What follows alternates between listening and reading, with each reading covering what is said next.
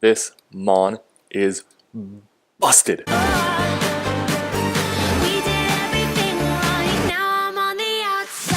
What's up, Ocean? You got Matt here, coach of your Montreal Milotic, bringing you our Week 11 battle for the WPL Season 6. Today we're facing off against the Manchester Skarmories, coached by Adam. And today it's a rematch battle. So we've already played this guy in the past before. I believe it was Week 2, if I'm not mistaken.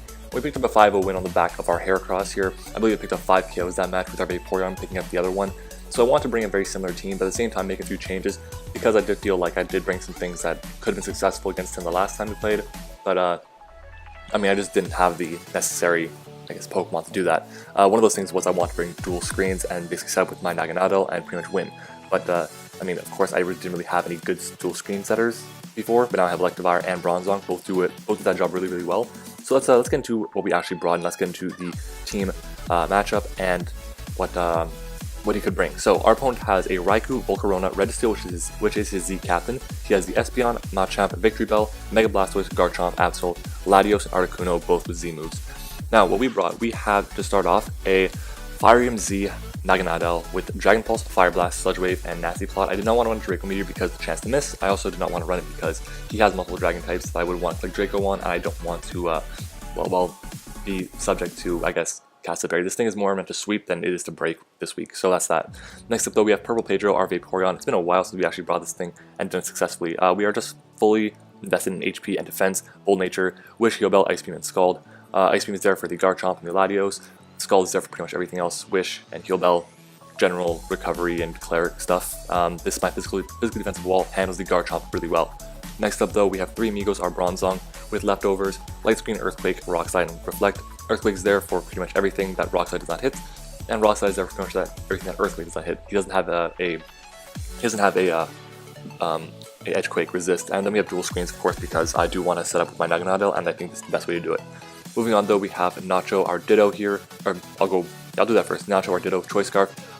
Its IVs are there for Hidden Power Ice, just in case we do have the Raikou and has Hidden Power Ice, and then our Hidden Power, then as he switches into the Garchomp on the T-Bolt or something, I can go for Hidden Power Ice and take that thing out. Moving on though, we have Django, our Lycanroc Dusk, Focus Sash, Accelerock, Stealth Rock, Drill Run, and Endeavor. Basically the plan is set up rocks so that the Volcarona or the Articuno become less threat, get rid of any sashes for Naganadel, and potentially get something really low with Endeavor. And then finally we have Herahort here, our Heracross, the exact same set we brought last time, Choice Scarf with Close Combat, Knockoff, Earthquake, and Facade.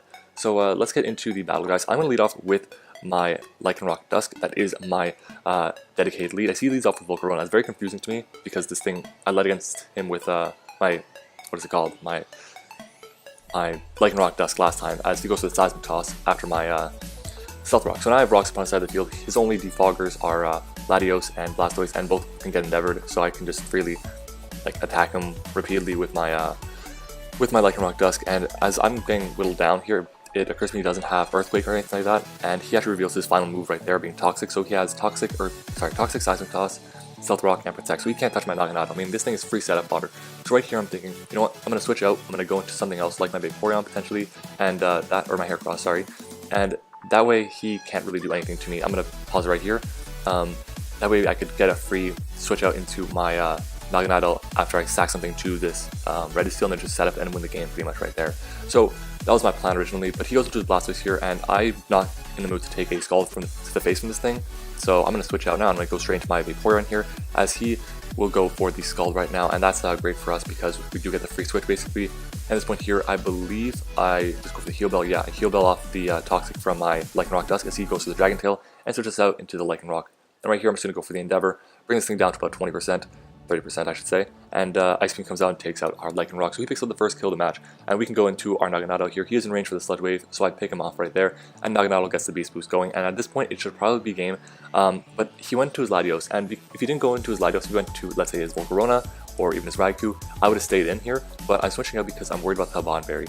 That's the Dragon Reducing Berry, and honestly, I don't think that was the wrong play at all. I think this was definitely the right play to switch out because I need to make sure that I can actually sweep this thing. This is my best, well, I brought 3 offensive Pokemon, being my Naganadel, my Lycanroc Dusk, and my Heracross, and one of them is already down. So I want to make sure that I don't lose both of my 2 others and be stuck basically just clicking Close Combat, hoping that he has something that's Scarfed. Anyway, so I'm going to switch out and I go into my bronze on here. I can take Draco Meteors for days, and that is exactly what he does. You see how low that does. 27% is great from the Latios. And I'm going to go for the light screen here. As he goes for hidden power and he crits us, that's a hidden power fire, it does a lot of damage. And I am leftovers, thankfully, but I'm going to set up a reflect right here, as he will bring us down to about 90%. And right here, I believe I switch out and I go into my Heracross.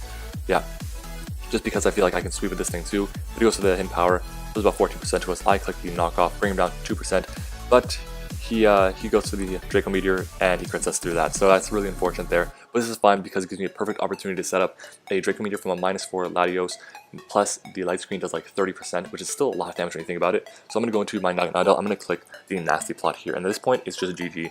Unless he has the Dragon Reducing Berry and he's like very, very specially defensive, the Garchomp will not want to take this hit. So yeah, at this point it's done. Like, there's nothing you can do. We got to beast boost up, we got to beat everything on his team now.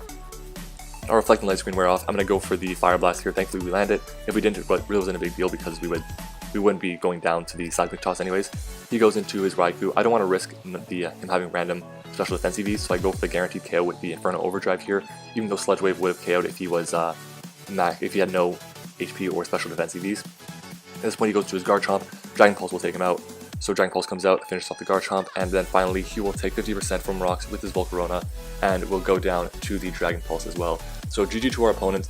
We pick up a nice 4-0 win on the back of Naganadel, picking up 6 kills this week. Naganadel is running through teams right now. I don't know how many kills it has. I'm pretty sure it had like, I don't know, I feel like it has like 15 plus at this point. Anyways, I'll let you guys know. I'll post it somewhere on the screen or something. I'll try and do that, or it'll be in the description, whatever it is. I'll count and I'll go back to my videos and count how many it had.